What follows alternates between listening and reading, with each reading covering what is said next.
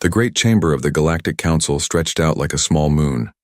Thousands of seats rose in circular tiers, each one holding a representative from a different world. Lights from 100 different suns filtered through the massive dome above, casting strange colors across the assembled aliens. Ambassador Chen Wei sat in the human section, which was positioned near the back. The location said everything about how the galaxy viewed Earth. Important species sat close to the center. Ancient civilizations held the inner rings. Humanity got seats in the cheap section, 15 rows from the top. Chen didn't mind. He had learned long ago that underestimation could be a weapon. The human wishes to speak? High Admiral Vex Thor's voice boomed across the chamber. The Zalthine commander stood at the central podium, his forearms crossed in what Chen recognized as dismissive posture. Vex Thor's scales glittered blue and gold under the lights. This should prove entertaining. Laughter rippled through the chamber. Not cruel laughter, exactly. More like adults humoring a child who wanted to sit at the grown-up table. Chen stood slowly. He was a small man, barely 5'6", with gray hair and a face that revealed nothing. He had been a diplomat for 32 years. Before that, he had been other things. Things that taught him patience. "High Admiral," Chen said, his voice calm and clear.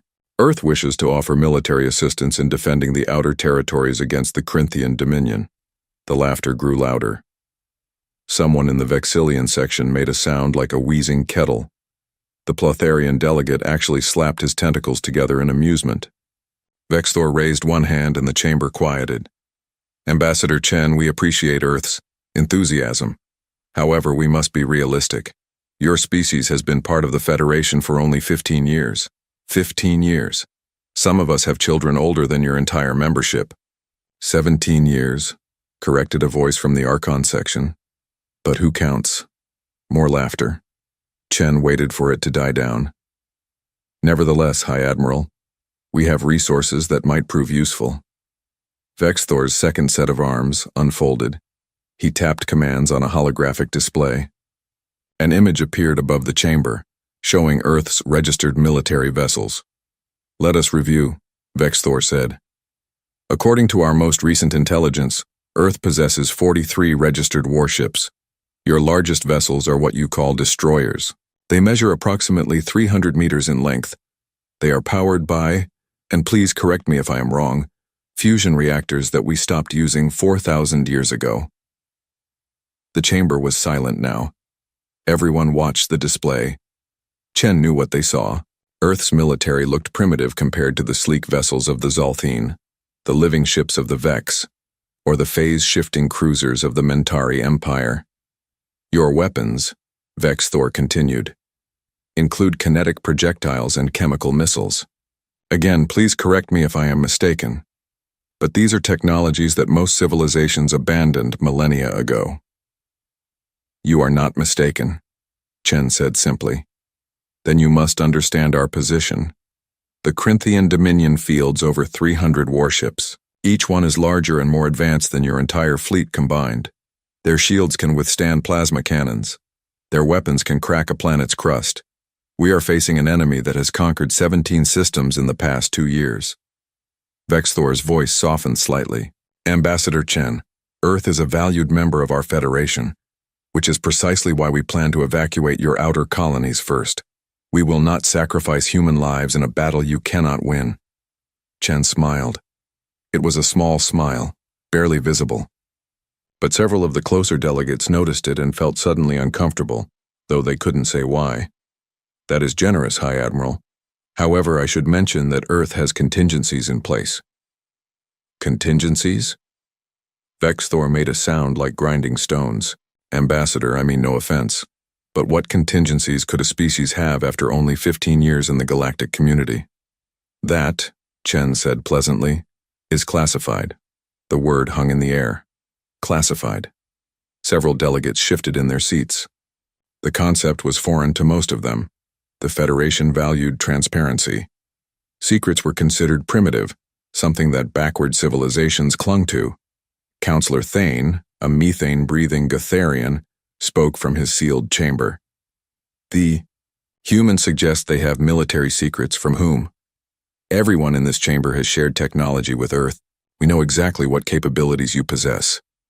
Do you? Chen asked. Counselor Thane, when was the last time the Federation inspected Earth's Kuiper Belt? The Kuiper Belt? Thane's translator made his confusion clear. That is the region beyond. Your outer planets, is it not? There is nothing there but ice and rock. Why would we inspect it? No particular reason, Chen said. He sat down. The delegates looked at each other. A few whispered conversations started, but Vexthor brought his fist down on the podium, and the noise stopped.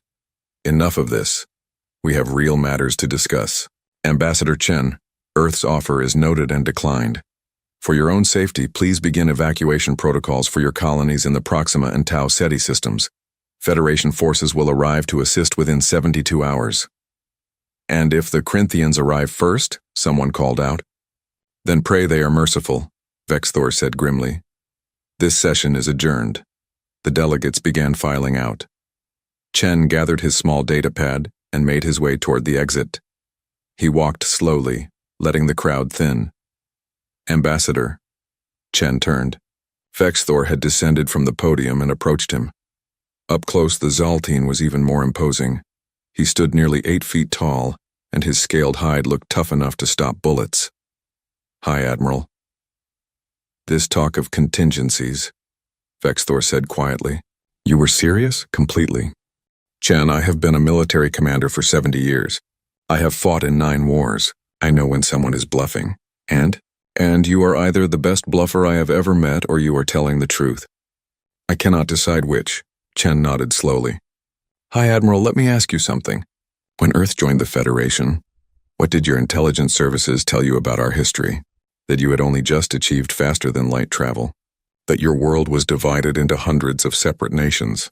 That you had fought numerous wars among yourselves using primitive weapons? Did they mention that we nearly destroyed ourselves at least 6 times? Vexthor's eyes narrowed. What do you mean? Nuclear weapons, High Admiral. We invented them 70 years before we achieved FTL travel. We built enough to kill every human on Earth a dozen times over. We aimed them at each other for decades. We came within minutes of using them on several occasions. That is not unusual. Many species go through such phases. But most don't survive them, Chen said. Most either destroy themselves or give up weapons entirely. Humans did neither. We learned to live with the knowledge that we could end our own existence at any moment. We learned to prepare for the worst while hoping for the best. Your point? My point is that humans are very, very good at being paranoid. We joined the Federation with hope and friendship in our hearts, but we also remembered that the universe is dangerous, so we took precautions. What kind of precautions? Chen smiled again. The classified kind. Vexthor stared at him for a long moment. Then he made a sound that might have been a laugh. You are an interesting species, Ambassador Chen. I look forward to seeing if your precautions are real or imaginary. So do I, High Admiral. So do I. Chen left the chamber and made his way back to the human embassy. It was a small building compared to the massive structures the older species maintained, but it was functional and secure. He went to his office and locked the door. Then he opened a secure channel to Earth. The communication was routed through 17 different relay stations to prevent interception. After a moment, a face appeared on the screen. Fleet Admiral Sarah Kobayashi looked exactly like what she was. A career military officer who had seen too much and slept too little. Her hair was pulled back in a tight bun. Her eyes were dark and sharp. She wore the dress uniform of the United Earth Space Navy, though few people outside Earth knew that organization existed. Ambassador, she said, I watched the council session. That went about as expected. They think we're helpless children, Admiral. Good. Let them think that. Chen leaned back in his chair. Are we ready? We've been ready for 3 years. The Indomitable is fully operational. All combat groups are at staging positions. Crews are trained and equipped. We're just waiting for the word. The Corinthian fleet will reach Proxima Centauri in approximately 48 hours.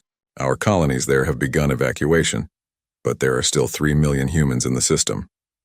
We won't let them down, Kobayashi said firmly. I know, but Sarah, once we do this, there's no going back. The secret will be out. The galaxy will know what we've been building. They'll know we're not sheep waiting for slaughter, Kobayashi said. They'll know that humanity takes care of its own. Chen nodded. Then I'll issue the authorization. Stand by for Protocol Lazarus. Standing by. Chen took a deep breath. For 15 years, Earth had played the role of the grateful newcomer. They had accepted technology, learned from older species, and smiled while being patronized. But the entire time, in the dark reaches of the outer solar system, they had been building. The Kuiper Belt was perfect for hiding construction. It was vast, cold, and full of debris that scrambled sensors.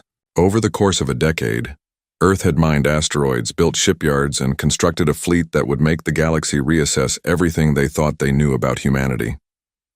The project had cost trillions. Every nation on Earth had contributed. Resources had been diverted. Scientists had worked in secret. Engineers had solved problems that should have been impossible. And at the center of it all was the Indomitable, a supercarrier 12 kilometers long, a ship that incorporated human ingenuity with reverse-engineered alien technology, a vessel carrying enough firepower to level a continent.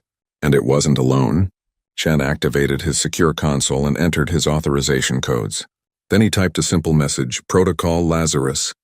Authorization Omega-7 execute. He sent it. Somewhere in the cold darkness of the Kuiper Belt, ancient systems came to life. Lights flickered on in a structure the size of a small moon. Thousands of personnel moved to their stations. Ships that had been in hiding for years began final preparations. On Earth, in the depths of the NORAD command center buried under Cheyenne Mountain, displays lit up. Officers who had been waiting for this moment sat up straighter. Phones rang in government buildings across the planet. Admiral Kobayashi appeared on Chen's screen again. Authorization received and confirmed. The Indomitable is beginning deployment sequence. Estimated time to full operational status, 6 hours. Then God be with you, Admiral. God, Buddha, Allah, and every other deity we can get, Kobayashi said with a tight smile. We're going to need all the help we can get. The screen went dark. Chen sat in silence for a moment. Then he stood and walked to the window. Outside he could see the alien city stretching to the horizon. Beautiful spires and floating gardens, the achievements of civilizations thousands of years old. They thought humans were primitive. They thought Earth was weak. They were about to learn different. Chen thought about his grandfather, who had fought in the last war on Earth before the world unified. The old man had told him something once, something that Chen had never forgotten. The most dangerous warrior, his grandfather had said, is not the one who has never known fear. It is the one who has known fear, has known loss, and has decided to stand anyway. Humanity had known fear. They had stood at the edge of extinction more than once. They had looked into the abyss and seen their own reflection, and they had decided to be ready next time. Chen touched the window. Come on then, Corinthians, he whispered. Come and see what a backwater species can do when you threaten their children. Outside, alien pedestrians walked past, oblivious to what was coming. They had no idea that the balance of galactic power was about to shift. They would learn soon enough. The alarm started at 0300 hours station time. Commander Rachel Torres was already awake when it happened. She had been watching the sensor displays for the past 6 hours, waiting for the inevitable. Contact, Ensign Park shouted from the sensor station. Multiple FTL signatures emerging at the edge of the system. Counting, 50, 80, 120 vessels. Ma'am, they're still coming through. Rachel stood up from her chair on the bridge of the UES Defiant. Her destroyer was one of 40 human ships positioned throughout the Proxima Centauri system. They were the official Earth fleet.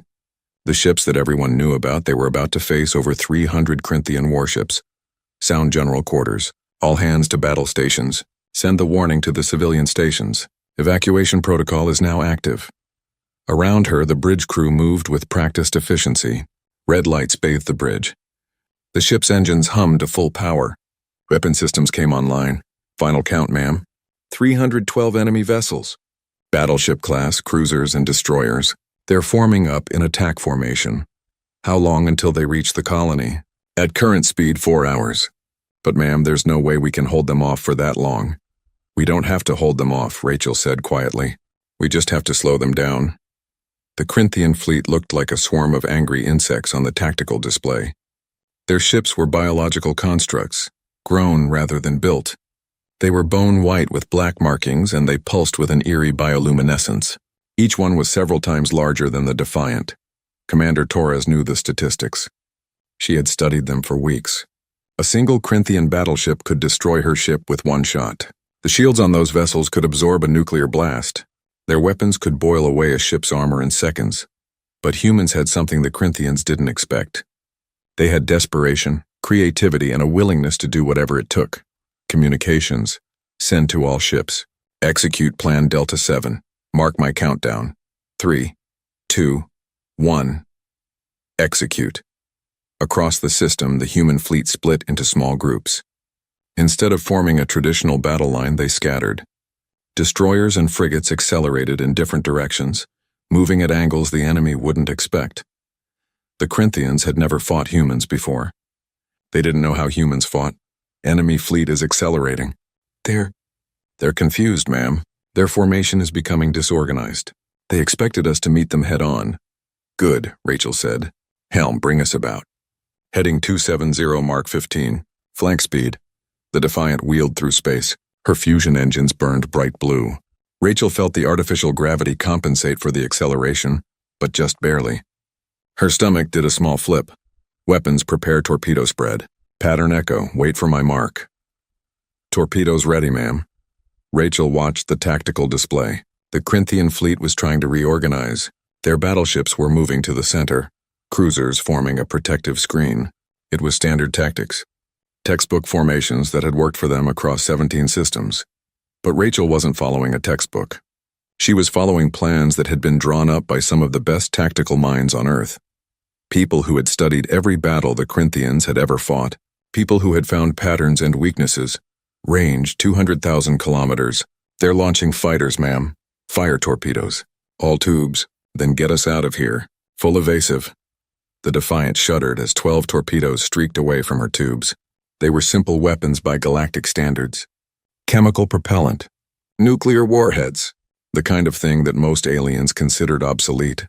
But they were fast, hard to track, and there were a lot of them. Across the system, every human ship fired at once. 480 torpedoes raced toward the Corinthian fleet.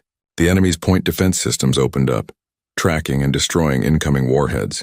Bright flashes marked successful intercepts, but not all of them. Not nearly all of them. 16 torpedoes got through. They detonated against the shields of Corinthian cruisers and destroyers. The nuclear explosions looked like tiny suns blooming in the darkness. Shields flared and failed. 2 cruisers took direct hits and began venting atmosphere. Damage report on enemy vessels. 2 destroyers destroyed, 3 cruisers heavily damaged. But ma'am, they're launching a full spread of return fire. Rachel gripped her chair. All power to engines. Get us behind that asteroid cluster, now. The Defiant dove, her helmsman pushing the ship to her limits. Behind them, plasma bolts and energy beams turned the space they had just occupied into a death zone. One shot grazed their shields. Alarms screamed. Lights flickered. Shield generator 2 is offline. Hull breach on deck 4. Seal it off. Keep moving. The destroyer slipped behind a massive asteroid, using it as cover. Around the system, the rest of the human fleet was doing the same thing. They weren't trying to win. They were trying to survive and buy time. On the colony world below, 3 million humans were loading onto every ship that could fly. Transport vessels, cargo haulers, even private yachts. Anything with an engine and life support. Major David Kim stood in the Spaceport Command Center watching the evacuation. He was a colonial marine, one of 500 defending the port. Behind him, families rushed toward loading ramps. Children crying. Parents carrying too much luggage. Elderly people being helped by younger volunteers. How long do we have? He asked. The fleet says they can give us maybe 6 hours before the Corinthians reach orbit. Maybe. 6 hours. David looked at the crowds. There were still 200,000 people waiting to board ships. They needed at least 12 hours. Then we'll hold the port for 12 hours, he said. His sergeant looked at him. Sir, the fleet is getting torn apart up there. If the Corinthians make orbit, we won't last 5 minutes. Then we better make those 5 minutes count. Above them, the battle raged. Commander Torres and her fellow captains were fighting a running battle across the entire system. They used every trick they could think of. They hid in asteroid fields. They fired missiles on delayed timers, letting the enemy think they had missed, then detonating when enemy ships passed by. They used electronic warfare to spoof sensor readings. They even deliberately damaged their own ships to leave false trails. It was working. Sort of. The Corinthian fleet was slowed down, confused and angry, but it was still coming, and human ships were dying. The UES Valiant took a direct hit from a battleship's main gun. The destroyer simply ceased to exist, 500 crew members gone in a flash of light. The UES Vigilant rammed an enemy cruiser when her weapons failed. The impact destroyed both ships. The UES Tenacious fought 3 enemy destroyers to a standstill, then self-destructed when her hull failed, taking 2 of them with her. Rachel watched the tactical display and felt each loss like a knife in her chest. Those were her people, her fellow commanders, friends she had trained with at the academy. Ma'am, we've lost 12 ships. The remaining fleet is down to 60% combat effectiveness. How much time have we bought? 4 hours, 17 minutes, not enough. Not nearly enough. Rachel was about to order another torpedo spread when her communications officer called out. Commander, we're receiving a tight beam transmission. Command frequency. Encryption Omega level. Rachel's breath caught. Omega level. That was the highest security classification Earth had. Only a handful of people had access to those codes. Put it through. Private channel. A window opened on her display. Admiral Kobayashi's face appeared. She looked tired but determined. Commander Torres, I've been watching your performance. You've done excellent work. We're dying up here, Admiral. I know, and I'm sorry, but you've bought us the time we needed. Help is coming. The Federation said 72 hours. I'm not talking about the Federation, Kobayashi said. Hold your position for 90 more minutes. Can you do that? Rachel looked at her tactical display. 90 minutes, with what was left of her fleet, against an enemy that outnumbered them 10 to 1. We'll do it or die trying, Admiral. Let's hope it doesn't come to dying. Kobayashi out. The transmission ended. Rachel looked at her bridge crew. They were young. The oldest officer on the bridge was barely 30. They had signed up to explore the galaxy, not to fight in a desperate battle against impossible odds. But they didn't look scared. They looked determined. You heard the Admiral, Rachel said. We hold for 90 minutes. I want every trick we haven't used yet. I want every weapon we can jury-rig. I want mines, drones, and anything else we can throw at them. We're going to give these bastards the worst 90 minutes of their lives. Yes, ma'am. The bridge crew responded as one. The Defiant turned back toward the enemy.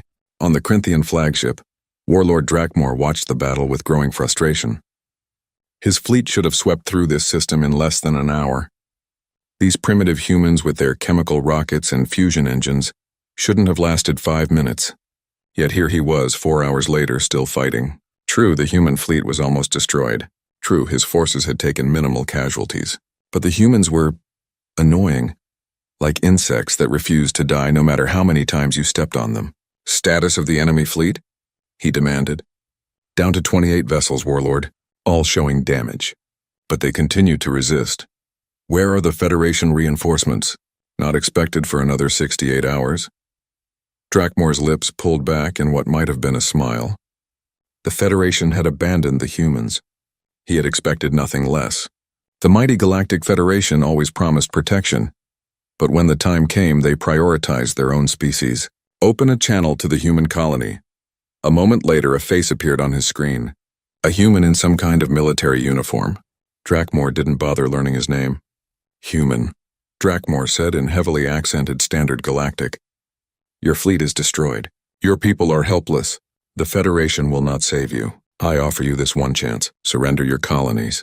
Accept Corinthian rule, or we will burn your worlds and enslave your survivors. The human was silent for a moment. Then he spoke. Warlord Drakmor, I am Major David Kim of the Colonial Marines. I speak for the 3 million humans in this system. And my answer is, go to hell. The transmission ended. Drakmor stared at the blank screen. Then he laughed. It was a harsh, grating sound. I admire their spirit. Foolish but admirable. Very well. We will teach them the price of defiance. All ships advance. When we reach the planet, begin bombardment of military targets. Make it hurt. The Corinthian fleet surged forward. Rachel saw them coming. There was nowhere left to run. Her remaining ships formed a last defensive line between the enemy and the colony world. This is it, she said quietly. All ships prepare for final engagement.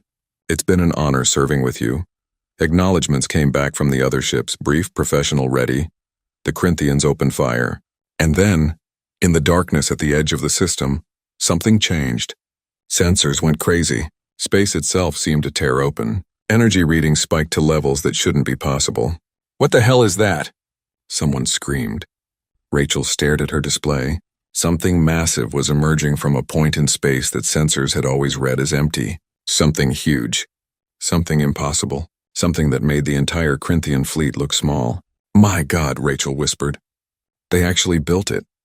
The UES Indomitable had arrived. Admiral Sarah Kobayashi stood on the bridge of the Indomitable and watched her crew work. The bridge was enormous, larger than a football field. 300 personnel sat at their stations, monitoring everything from weapons to life support. Holographic displays filled the air, showing tactical data, ship status, and the battle, happening light years away. "Final systems, check," she ordered. "Weapon systems online and green," called out Commander Jackson from the weapons station. "Shield generators at full power," reported Lieutenant Chen from Defense. "Reactor output nominal. All 4 zero-point generators operating at 98% efficiency. Navigation has a clean plot. Ready to jump on your command, Admiral."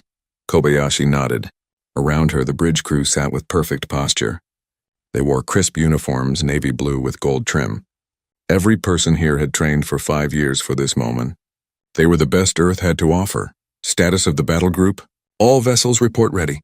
Carrier Group 7 is standing by. 20 heavy cruisers in formation. 4 subsidiary carriers prepared to launch. Strike craft are loaded and pilots are in their cockpits. Kobayashi walked to the forward viewport. It wasn't really a window. At 12 kilometers long, the Indomitable was too large for traditional viewports. What looked like a window was actually a display showing the view outside, but it served the same purpose. Before her stretched the vast construction facility that had been her ship's home for the past 8 years. The structure was built into a large asteroid in the Kuiper Belt, hollowed out and expanded until it was more space station than rock. Hundreds of workers had lived here, building the Indomitable in secret. The project had nearly bankrupted Earth. Every nation had contributed. The United States, China, the European Union, India, Brazil, Russia, all of them had poured resources into this single effort. Scientists had worked 18-hour days.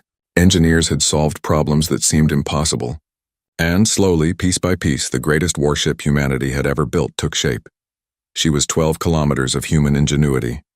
Her hull was constructed from materials that didn't exist in nature, created in zero-gravity foundries and reinforced with force fields. Her weapons combined human creativity with alien technology traded for or reverse-engineered from crashed ships.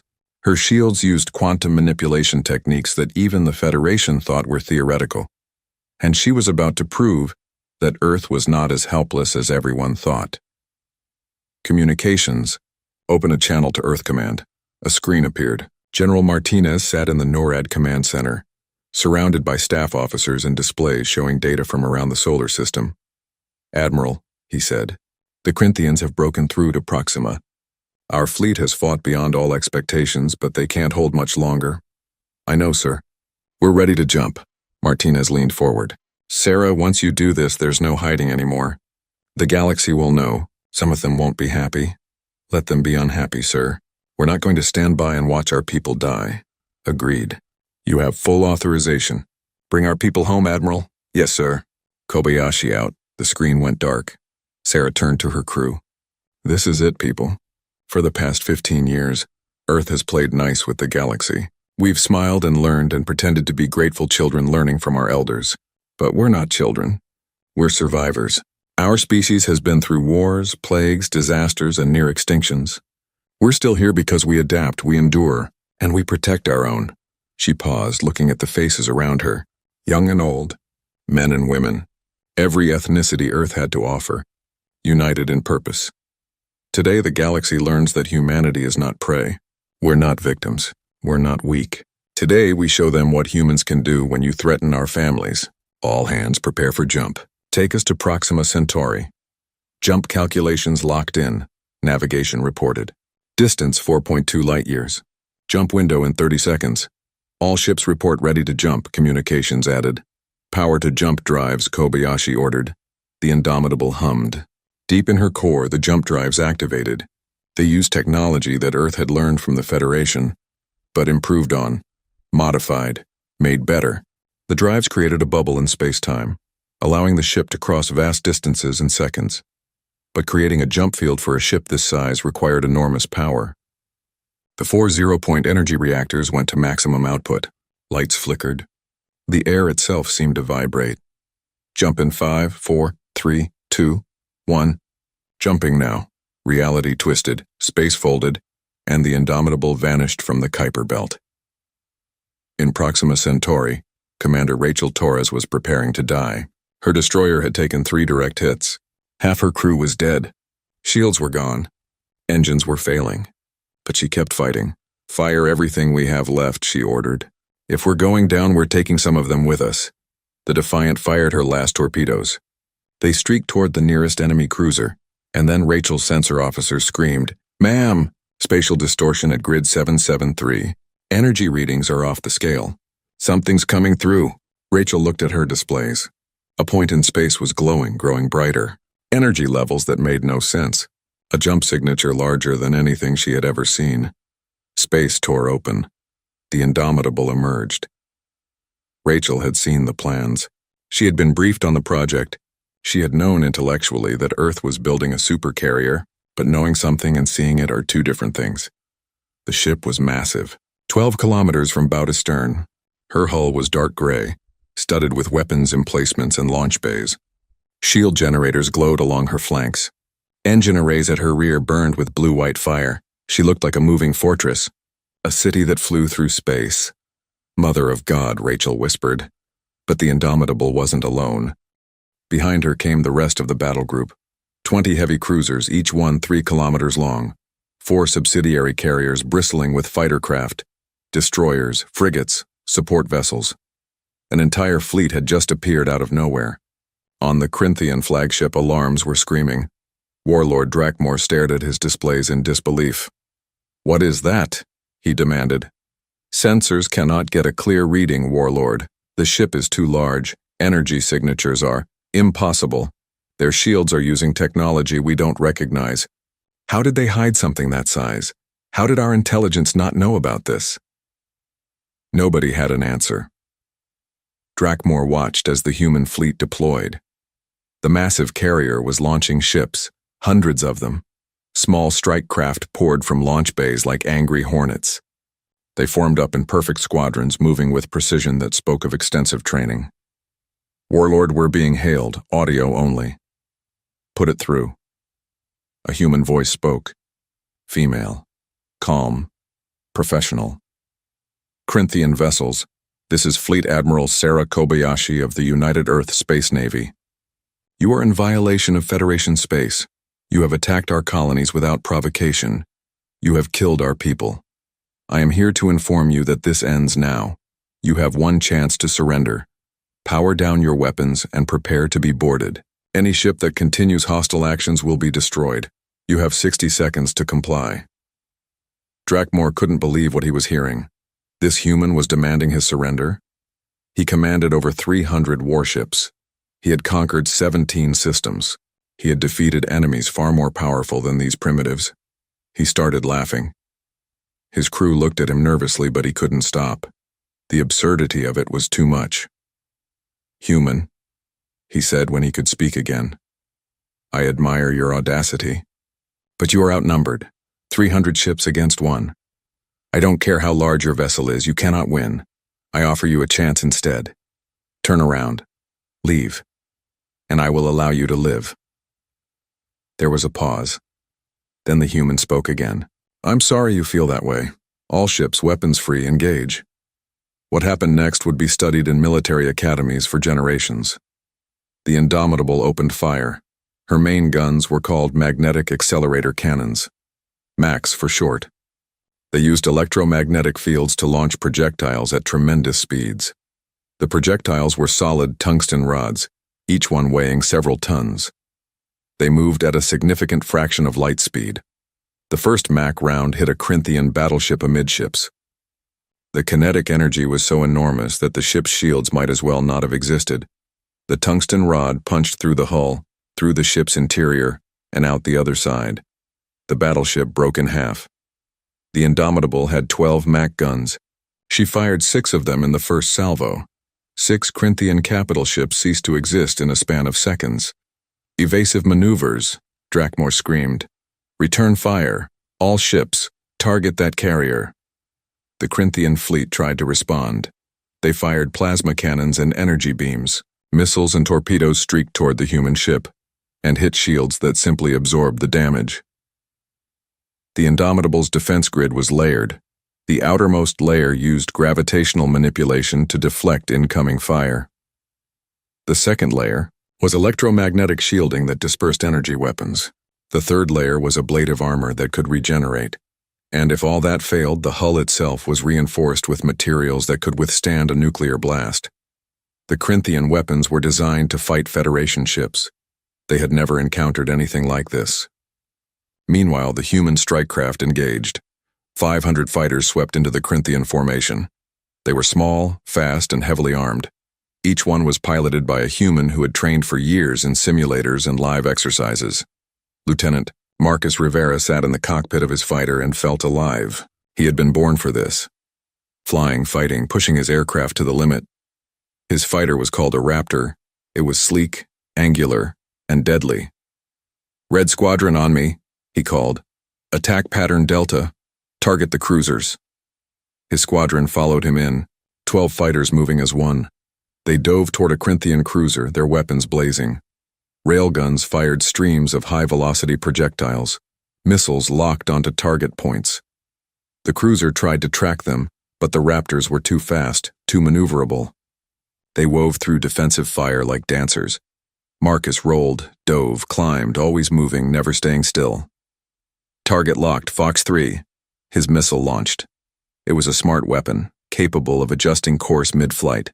It jinked around, point defense fire, and slammed into the cruiser's engine section. The explosion was spectacular. Hit confirmed, 1 cruiser damaged. All around the battlefield, similar scenes played out. Human fighters swarmed the Corinthian fleet. They targeted weapon systems, engines, shield generators. They attacked from unexpected angles. They worked together with a level of coordination that shocked the enemy. The Corinthian fighters tried to respond, but they were used to fighting other capital ships. Fighting small, fast, aggressive craft was different. The human pilots had studied every engagement the Corinthians had ever been in. They knew their tactics, their patterns, their weaknesses, and they exploited them ruthlessly. On the Indomitable, Admiral Kobayashi watched the battle unfold. Her ships were performing perfectly, exactly as planned, exactly as trained. Status report: enemy fleet is in disarray. 15 capital ships destroyed, 23 heavily damaged. Enemy fighters are withdrawing. Our strike craft reports 73 confirmed kills with only 5 losses. Good. Have the cruiser group move to flank position. I want them to cut off any escape routes. And prepare the maxi guns for another salvo. Target their battleships. The heavy cruisers moved into position. They weren't as large as the Indomitable, but they were still formidable. Each one carried enough firepower to destroy a small fleet. They formed a wall, blocking the Corinthian retreat. The trap was closing. Drakmor watched his fleet die and realized he had made a terrible mistake. He had underestimated the humans. He had assumed they were weak, unprepared, easy prey. He had been wrong. These humans fought like they had nothing to lose. They used tactics he had never seen. Their technology was beyond what any intelligence report had suggested. And their ship, that massive carrier, it was turning the tide of battle single-handedly. "Warlord, we've lost 40 ships. Damage estimates on the rest range from minimal to catastrophic. If we stay here, they'll destroy us." Drakmor's pride warred with his survival instinct. He was a conqueror. He had never retreated, never surrendered. But he had also never faced an enemy like this. "Open a channel to the human admiral," he said quietly. Admiral Kobayashi studied the face of Warlord Drakmor on her screen. The Corinthian leader looked exactly like what he was, a predator who had suddenly found himself prey. His elongated skull was covered in bony ridges. His eyes were black and deep-set. His teeth, visible when he spoke, were sharp and numerous. He looked dangerous. But right now he also looked worried. "Human Admiral," Drakmor said, "I underestimated your species. This was unwise. Perhaps we can discuss terms. Terms? Kobayashi kept her voice neutral. What terms did you offer the 17 systems you conquered? What terms did you give to the billions who died in your invasions? That was different. They were weak? Kobayashi interrupted. Is that what you were going to say? They were weak, so they deserve to be conquered? Let me tell you something about weakness, warlord. On Earth we have a saying, don't mistake kindness for weakness. We came to the galaxy in peace. We joined the Federation with open hearts. We accepted their help and guidance. But we never forgot that the universe is dangerous. She leaned forward. So while everyone thought we were primitive and helpless, we were building, learning, preparing. Because we know what happens to species that can't defend themselves. We've seen it happen throughout history, and we decided a long time ago that it wouldn't happen to us. Drakmore's expression shifted. You kept all of this secret. For years, how? The Kuiper Belt is vast and dark. Sensor readings are difficult in all that debris, and everyone assumed we were too primitive to build anything worth noticing. Kobayashi smiled thinly. You know what they say about assumptions. So what now? You destroy my fleet? Kill us all? That depends on you. I gave you a chance to surrender. You laughed at me. My offer still stands, but the terms have changed. Power down all weapons immediately. Shut down your engines. Allow my ships to board and take your crews into custody. Any ship that resists will be destroyed without further warning. You have 30 seconds to decide. Drakmore's face twisted with anger. You cannot hold us forever. The Dominion will send more fleets. Larger ones. They will come for revenge. Let them come, Kobayashi said coldly, and they'll learn the same lesson you're learning now. Earth is not a victim. We're not easy prey. We're the species that survived ice ages, plagues, world wars, and our own stupidity. If your Dominion wants a fight, we'll give them one they'll never forget. She glanced at a display. 20 seconds, warlord. In his command center, Drakmore looked at his officers. They waited for his decision. He could see the fear in their eyes. They had started this day expecting an easy victory. Now they were facing annihilation. Pride was a luxury he could no longer afford. Stand down, he said quietly. All ships power down weapons. Comply with their demands. Across the Corinthian fleet, ships began shutting down their systems. Weapons went offline. Engines cut to minimal power. It was the signal of defeat, and every crew member felt the shame of it. But they were alive. That was something. On the Indomitable's bridge, cheers erupted. Officers stood and applauded. Some hugged each other. The tension that had filled the bridge for hours finally broke. Kobayashi allowed herself a small smile. Communications send to all ships. Boarding parties are authorized.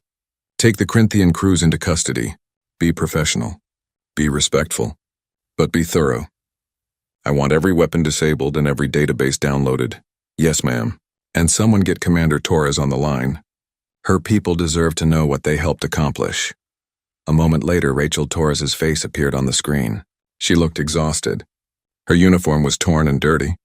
There was a bandage on her forehead, but she was smiling. Admiral, it's good to see you.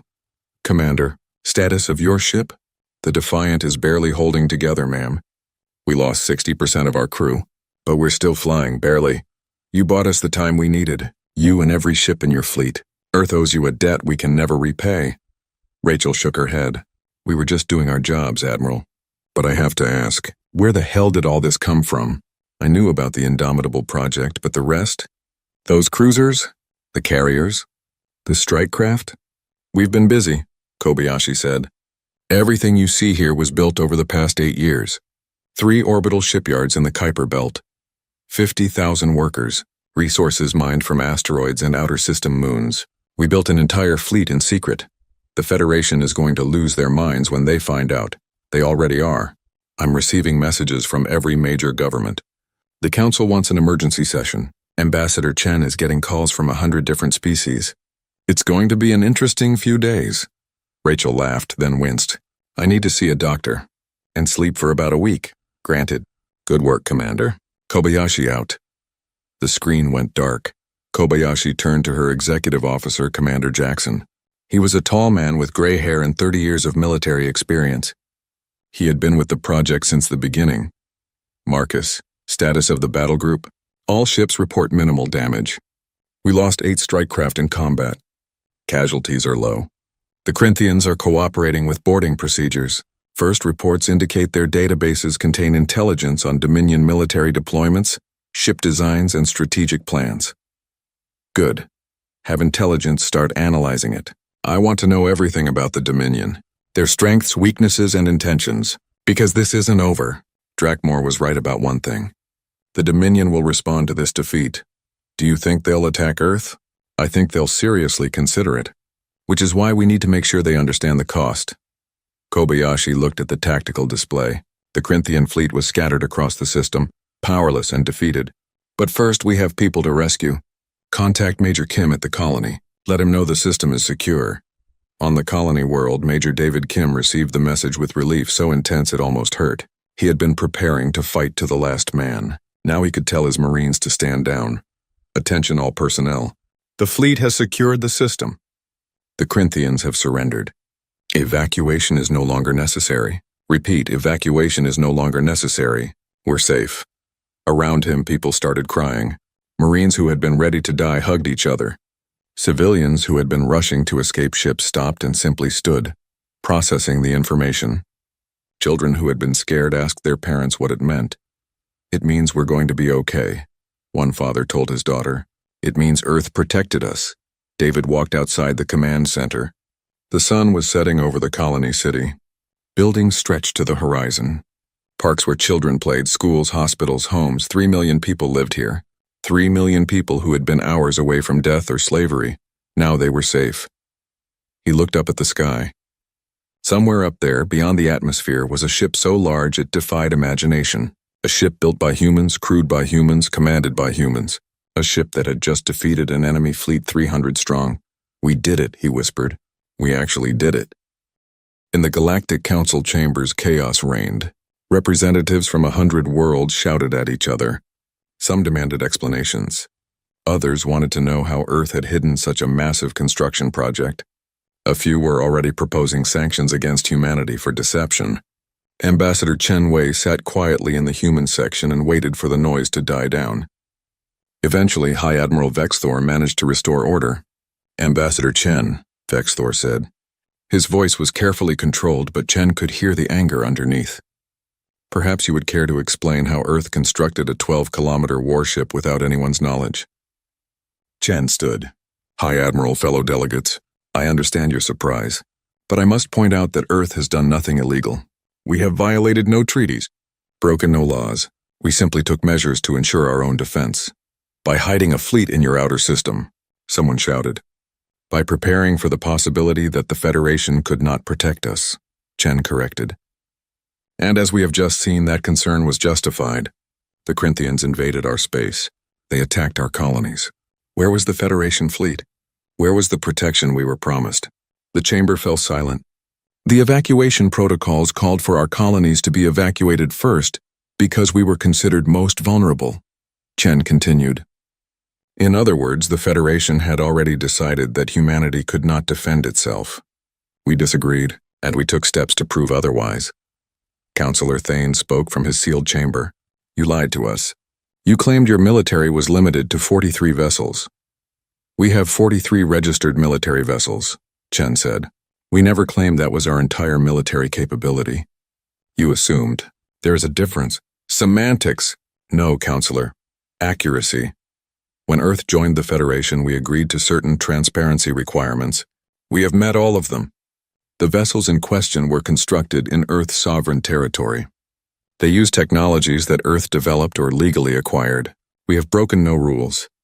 Vexthor leaned forward. Ambassador, your species has fundamentally altered the balance of power in this region of space. You have demonstrated military capabilities that rival some of the oldest civilizations in the Federation, and you did it all in secret. Surely you can understand our concern. I understand it completely, Chen said, and I would be concerned too if I were in your position. But let me ask you something, High Admiral. If another species in this chamber had the ability to protect themselves but chose to hide it, would you consider that aggressive? Or would you consider it prudent? Vexthor didn't answer immediately. His forearms crossed in a complex gesture that Chen had learned meant deep thought. It would depend, the Admiral finally said, on their intentions. Then let me be clear about Earth's intentions. We want peace. We want cooperation. We want to be good members of the Galactic Federation, but we also want to survive. We have seen what happens to species that cannot defend themselves. History is full of civilizations that trusted others to protect them and paid the price. Chen's voice grew stronger. Earth has been through dark times. We nearly destroyed ourselves more than once.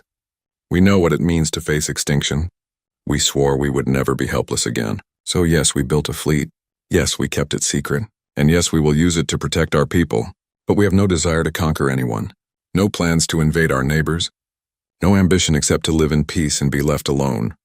Pretty word, someone muttered. True words, Chen shot back. And I have proof. Admiral Kobayashi could have destroyed the entire Corinthian fleet. She had the firepower. Instead, she offered them surrender. She took prisoners rather than killing everyone. Does that sound like a species with aggressive intentions? Vexthor nodded slowly. It does not. But Ambassador, your actions today have consequences. The galaxy has been watching. Right now, a dozen major powers are reassessing their intelligence on Earth. They are wondering what else you might be hiding. Some of them are afraid. Fear can be useful, Chen said, but it can also be destructive. We hope the galaxy will choose to see this as evidence of human capability, rather than human aggression. We defended our people, nothing more. And if the Corinthian Dominion retaliates, then we'll defend ourselves again. And we hope the Federation will stand with us. The chamber erupted in noise again. Some delegates supported Earth, others demanded restrictions. A few called for investigations. But Chen could see that the dynamic had changed. Before today, humanity had been dismissed, patronized, treated like children. Now they were being treated like a threat. It wasn't ideal, but it was better than being ignored. High Admiral Vexthor raised a hand for silence. The Council will take this matter under advisement. We will meet again in 3 days to discuss the implications. Ambassador Chen, I expect a full briefing on Earth's military capabilities. High Admiral, I can provide general information, but specific details remain classified. Still keeping secrets? Some secrets, Chen said with a slight smile, are worth keeping. As the session ended and delegates filed out, Vexthor approached Chen's seat. The massive alien looked down at the small human. You played us, Vexthor said. All of us. For 15 years. We prepared ourselves, Chen corrected. There's a difference. Is there? You knew we underestimated you. You encouraged it. Yes, Chen admitted. We did. Because underestimation gave us time. Time to learn. Time to build. Time to become strong enough that no one would dare attack us. Vexthor made a sound that might have been respect. It was well done. Risky but well done. Your Admiral Kobayashi is a skilled commander. And your ships. He shook his head. Impressive. Very impressive. Thank you, High Admiral. But Chen, you should know. Not everyone in the galaxy will react as I have. Some will see this as proof that humans are dangerous. They will argue for restrictions, sanctions, perhaps worse. Let them try, Chen said quietly. Earth has shown we can defend ourselves. Now we need to show that we're worth having as allies rather than enemies. Vexthor studied him for a long moment. You know, when we first met, I thought you were simply a clever diplomat. Now I realize you're much more than that. What were you before you became an ambassador? Chen smiled. That, High Admiral, is classified. 3 weeks after the Battle of Proxima Centauri, the Galactic Council reconvened. This time the atmosphere was different. The usual casual chatter was absent. Delegates arrived early and spoke in hushed voices. Many glanced at the human section, where Ambassador Chen Wei sat calmly reading a data pad. High Admiral Vexthor called the session to order. We are here to discuss the recent events at Proxima Centauri and their implications for the Federation. First, let me present the official report from our military observers. A holographic display appeared above the center of the chamber. It showed the battle in detail. The desperate fight by the human destroyer fleet, the arrival of the Indomitable, the defeat of the Corinthian Armada. The delegates watched in silence. Seeing it laid out like this with analysis and commentary made it even more impressive. The human carrier had taken on 300 warships and won decisively. Casualties on the human side were minimal. The Corinthians had lost over 60 ships destroyed and the rest captured. As you can see, Vexthor continued, Earth's military capabilities were significantly underestimated. Our intelligence services failed to detect a construction project of massive scale. This represents a fundamental failure that we are working to address. How did they hide it? Demanded a Dracorian representative. We have the best sensor networks in the galaxy. The Kuiper Belt, Vexthor explained, is approximately 50 times more distant from Earth's sun than their home world. It's filled with debris that interferes with sensors. The construction facility was built inside a large asteroid, further masking its signature. And Earth used various techniques to disguise energy readings and communications. In other words, said Counselor Thane, they actively deceived us. Chen stood. Counselor, Earth took measures to maintain operational security. This is standard practice for any military project. We did not lie. We simply did not volunteer information that was not requested. A fine distinction. An important distinction. The Federation encourages member species to maintain defensive capabilities. We did exactly that. The fact that our capabilities exceeded expectations is not a violation of any law or treaty. A Vexillian delegate spoke up. But what about the technology? Our experts have analyzed the battle recordings.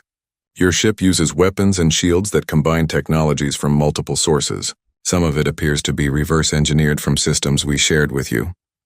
We learned from what we were taught, Chen said. Earth has always been good at taking existing concepts and improving them. This is not theft. This is innovation. Some might call it weapons proliferation. Some might call it survival.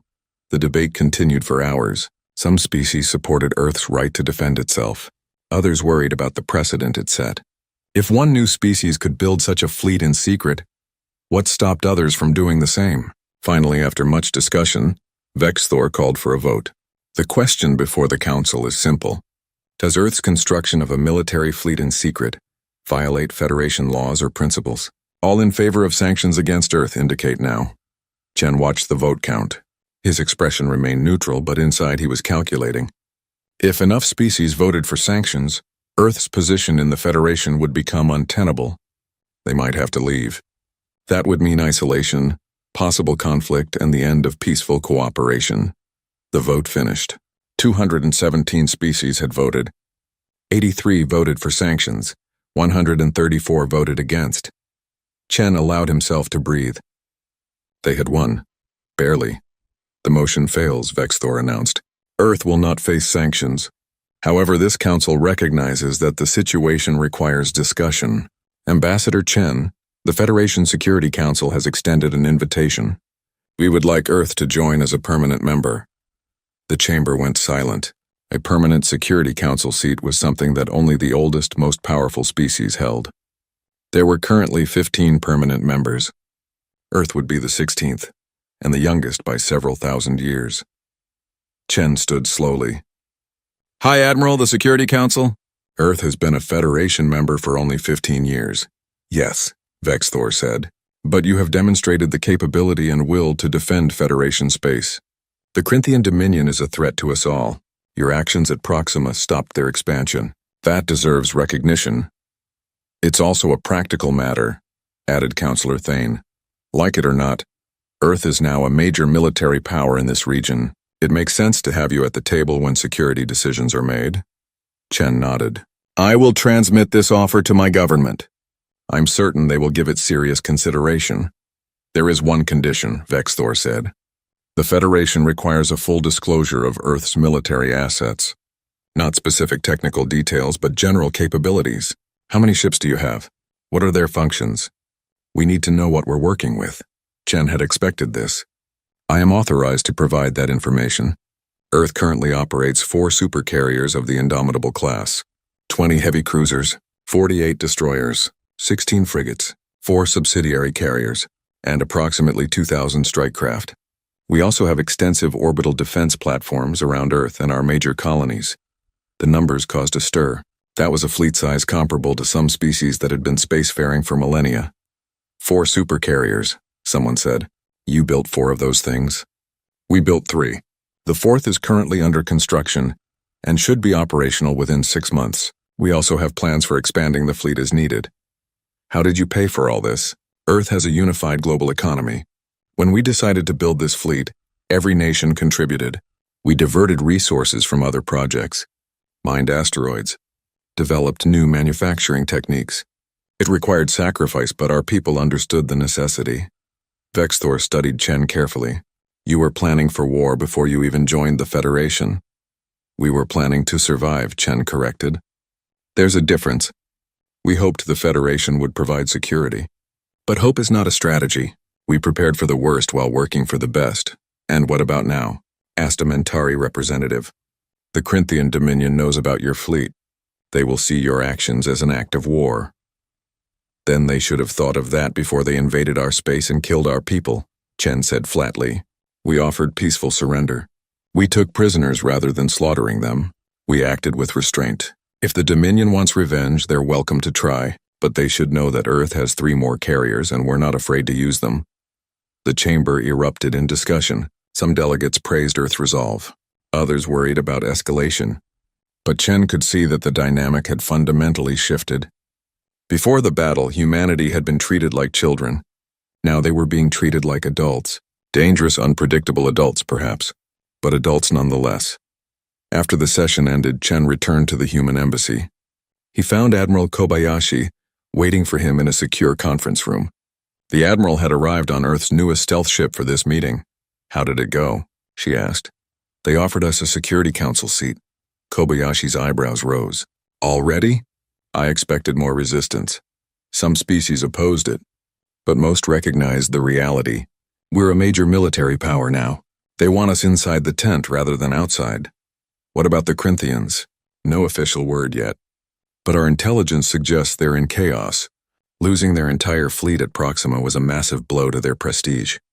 Other species they conquered are starting to rebel. The Dominion is fighting to maintain control. Good, Kobayashi said. Let them struggle. It'll keep them too busy to bother us. Chen sat down and rubbed his eyes. Sarah, do you think we did the right thing? Building all of this in secret? The galaxy trusted us and we hid the truth from them. The galaxy underestimated us, Kobayashi corrected. There's a difference. They looked at Earth and saw primitives with chemical rockets. They didn't see our potential, our determination, our refusal to be victims, but now they're afraid of us. Fear and respect are close cousins. I'd rather be feared than dismissed. Chen nodded. I suppose. But I worry about the future. What happens when other species start building their own secret fleets? What happens when trust breaks down completely? Then we'll deal with it. Chen, humanity has survived ice ages, plagues, world wars, and near-extinction events. We're still here because we adapt. We endure. Whatever the galaxy throws at us, we'll handle it. There was a knock on the door. A junior diplomat entered. Ambassador, there's someone here to see you. High Admiral Vexthor. He says it's important. Chen and Kobayashi exchanged glances. Send him in. Vexthor entered, ducking slightly to fit through the human-sized doorway. He nodded to both of them. Ambassador Admiral, thank you for seeing me without an appointment. Hi, Admiral. What can we do for you? Vexthor sat in a reinforced chair designed for larger species. I wanted to speak with you privately, off the record. Go on. The council meeting today was political. Lots of posturing and speeches, but the truth is simpler. The galaxy is changing. The Corinthian Dominion is not the only threat. There are other aggressive species out there. Pirates, warlords, entire civilizations that see the Federation as weak and divided. And we need allies who are willing to fight. Not just talk about peace and cooperation, but actually fight when necessary. Earth has proven that you're willing to do that. So the Security Council seat is about more than just recognition, Kobayashi said. You want us in the fight. I want partners who understand that sometimes violence is necessary. The Federation has grown soft, Admiral. We've had peace for so long that many species have forgotten how to fight. Earth hasn't. You're still warriors. And we need that. Chen leaned back. What exactly are you proposing? A mutual defense pact. Earth and the Zalthine hegemony. If either of us is attacked, the other responds. Joint training exercises, technology sharing, intelligence cooperation. You want access to our fleet. I want Earth as an ally rather than an unknown factor. Look, I know you don't trust us completely, and I don't blame you. But the galaxy is dangerous. Having friends is better than standing alone. Kobayashi looked at Chen. He nodded slightly. We'll consider it, Chen said. But understand, High Admiral, Earth's priority is protecting our own people. We're not going to become the Federation's attack dog. I wouldn't want you to be. But when the next crisis comes, and it will come, I'd like to know that we're on the same side. Vexthor stood. I should go, but think about what I said. The galaxy thought you were weak. Now they know better. Use that advantage wisely. After he left, Kobayashi turned to Chen. What do you think? I think he's right about one thing. The galaxy is dangerous, but I also think he's testing us, trying to figure out if we're allies or threats. And which are we? Chen smiled. Both. We're allies to those who respect us, and threats to those who don't. That's the best position to be in. Admiral Kobayashi returned to the Indomitable the next day. The great carrier hung in orbit around the Federation capital world, a silent reminder of Earth's power. Thousands of aliens came to see it, taking pictures and tours of the exterior. It had become something of a tourist attraction. On the bridge, Kobayashi stood at her usual spot and looked at the planet below. It was beautiful. Purple oceans, green continents, cities that glowed even in daylight. This world had been at peace for 5,000 years. No wars, no conflicts, just prosperity and growth. Earth had never known such peace. Humanity's history was written in blood and fire. But maybe that was okay. Maybe species needed to struggle to become strong. Admiral, we're receiving a transmission from Earth Command. Put it through. General Martinez appeared on the screen. He was smiling. Admiral Kobayashi, I have news. The President has authorized construction of 2 additional supercarriers. They're also approving expanded shipyards in the Kuiper Belt and Saturn's orbit. We're doubling the size of the fleet.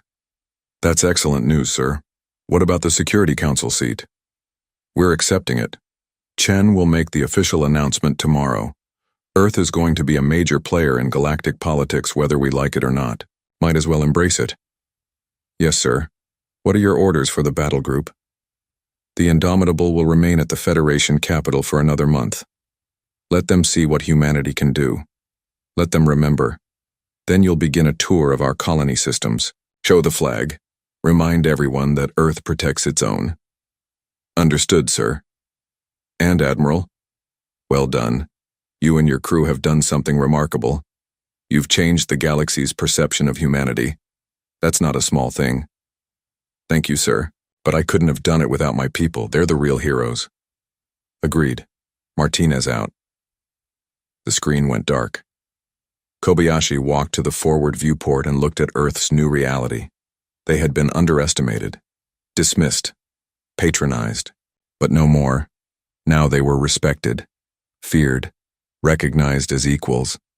It had taken 15 years of secret work, trillions of dollars, the combined effort of an entire planet. But they had done it. They had built a fleet that could stand against any enemy.